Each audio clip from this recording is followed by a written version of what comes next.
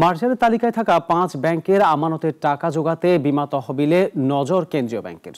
তবে সেখানে জমা মাত্র 18,000 কোটি টাকা। পুরোটা ব্যবহার করলেও চাহিদা মেটানো যাবে না। বাংলাদেশ ব্যাংক বলছে সরকারের বিশেষ তহবিল ও আন্তর্জাতিক সংস্থার ঋণ নিয়ে গড়া হবে তহবিল। সাইদ আরমানের রিপোর্ট। কোনো ব্যাংক বা আর্থিক প্রতিষ্ঠান অবসায়ন হলে তার আমানতকারীরা বীমা তহবিল থেকে অর্থ পান। এতদিন এটি 1 লাখ টাকা থাকলেও বাড়িয়ে সরকার সেটি 2 লাখ টাকা করেছে। গত সপ্তাহে এর অধ্যাদেশ জারি হয়। সরকার কিছুটা দ্রুততার সঙ্গে আইনটি চূড়ান্ত করে।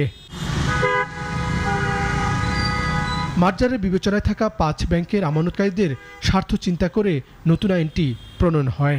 ব্যক্তি এবং প্রাতিষ্ঠানিক প্রায় 75 লাখ আমানতকারী তাদের অর্থ ফেরত পাচ্ছে না, যার পরিমাণ প্রায় 1,42,000 কোটি টাকা।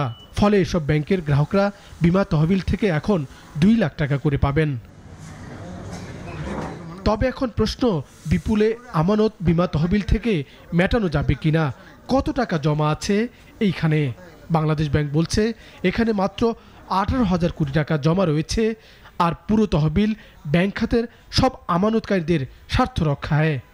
এই তহবিলে সৃষ্টি হয়েছে সকল ব্যাংকের উদ্দেশ্যে।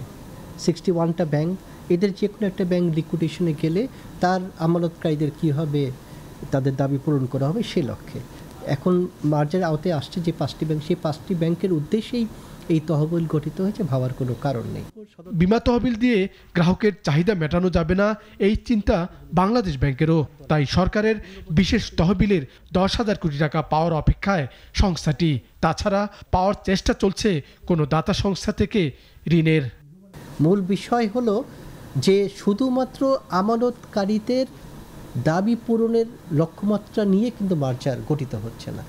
এখন বাংলাদেশের ইতিহাসে প্রথমবারের মতো একটি রাষ্ট্রীয় মালিকানাধীন ইসলামী ব্যাংক প্রতিষ্ঠিত হচ্ছে। আমাদের দেশের দেখবেন সাধারণ যেহেতু সংখ্যাগরিষ্ঠ মানুষ ইসলাম ধর্মাবলম্বী, যার ফলে ইসলামী ব্যাংকের প্রতি কিছুটা দুর্বলতা কিন্তু আমাদের আছে। বিশ্লেষকরা বলছেন যতটা বিচার বিশ্লেষণ দরকার মার্জার প্রক্রিয়ার আগে সেই পথে হাঁটা হয়নি। ফলে অর্থ ফেরত শুরু হলে আমানতকারীদের হুমড়ি খাওয়া চাপ সামাল দেওয়া কঠিন হবে। আর সেই তুলনায় বীমা তহবিল সামান্য। যখনই মার্জার হয়ে গেছে, লোকজন যেহেতু জেনে ফেলেছে, এখন তো আরো টাকা তোলার চাপ আরো পড়ে যাবে, মানে বেড়ে যাবে।